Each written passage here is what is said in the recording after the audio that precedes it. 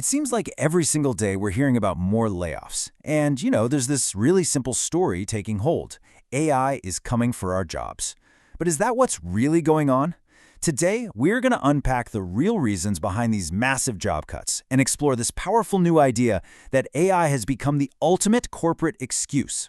Let's dive in. So this is the question on everyone's mind, right? It's fueled by a constant stream of headlines. Is this tech revolution the actual cause for all the disruption we're seeing? Or is there a much bigger story hiding in plain sight? That's what we're here to figure out. Okay, so first, let's just talk about the narrative itself. This idea that AI is some unstoppable force, inevitably replacing human workers. I mean, it's a simple, powerful story, and you hear it absolutely everywhere, from cable news all the way to the official layoff announcement. And there's a really fascinating psychology at play here. Because think about it. For a company, blaming AI for layoffs, it's kind of a strategic masterstroke. It totally shifts the blame away from leadership decisions and onto this faceless technology. It turns a really bad news story into one about innovation and looking to the future. And frankly, it makes it a lot harder for workers to question the decision. It's the perfect PR move. And that brings us to the absolute core of our investigation today. To really get what's happening, we need to peel back the layers on this new concept called AI washing. Yeah, it's exactly like greenwashing, but for the AI era. You've got companies slapping the AI label on layoffs to look innovative, to seem cutting edge, and to distract all of us from the real, and let's be honest, often boring financial reasons for the cuts. It's basically blaming the algorithm for a decision that was made in the boardroom. And hey, don't just take my word for it. This critique comes from Sam Altman himself, the CEO of OpenAI. I mean, when the leader of the company that gave us ChatGPT is warning that the whole AI displacement story is being misused, well, that tells you just how big of a deal this has become. So to see just how big this whole issue is, let's look at some data. In 2025 alone, there were 1.17 million job cuts announced. Just let that number sink in. That is a massive amount of disruption to a whole lot of people's lives. But here's where the story gets really interesting. Of those 1.17 million cuts, only 55,000 were actually officially blamed on AI. We're talking less than 5%. All of a sudden, that big, scary story of an AI takeover, it just doesn't seem quite so convincing, does it? So, what's really behind the other 95%? Well, here it is. This is the real story. See that tiny little 5% slice? That's your genuine AI displacement. Now look at that huge 45% chunk. That's just a correction for companies that went on a hiring spree during the pandemic. And the rest? It's just plain old business as usual. Pressure to cut costs, restructuring, and of course keeping investors happy. This isn't a technology story. At its heart, it's a money story. All right, now that we've seen the data, let's dig a little deeper into the real drivers behind all these layoffs. It is time to follow the money. This timeline right here shows the biggest driver of all, that wild pandemic boom and bust cycle.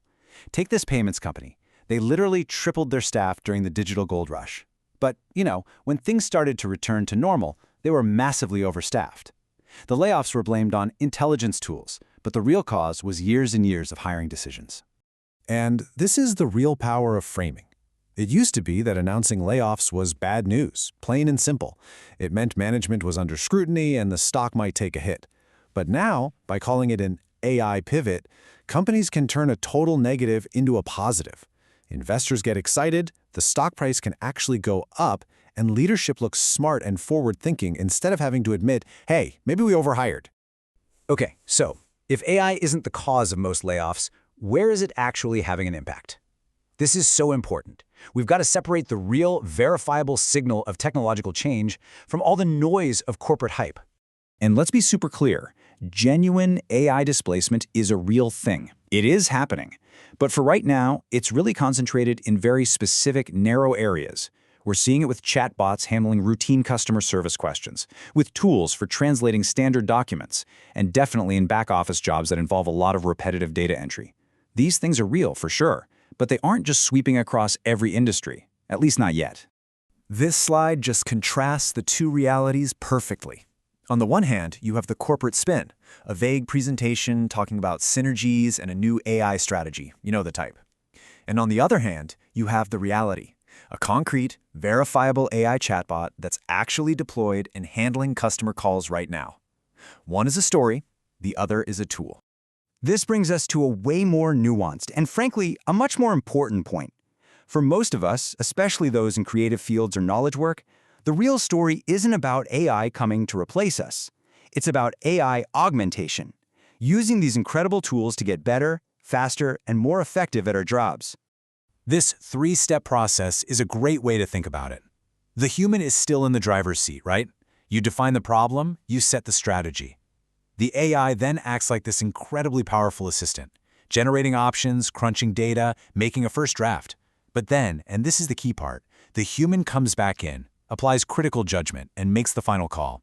It's a partnership where human judgment is still the most valuable piece of the puzzle.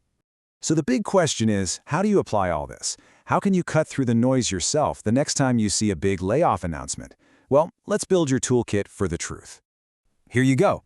This is your personal toolkit for cutting through the spin. So the next time a company blames AI for layoffs, just run down this list. Ask yourself, is there a real working AI system that they're actually using? What's the company's financial situation really like? And, maybe most importantly, who benefits from telling the story this way? By asking these questions, you can become a much more critical consumer of this news. And ultimately, it just so often comes back to this simple quote from Forrester Research.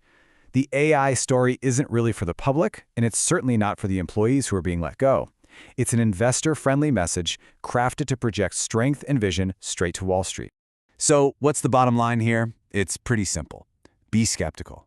Demand some actual evidence. And while you do that, prepare for the real changes AI will bring, which, for now, are much more about partnership than about replacement.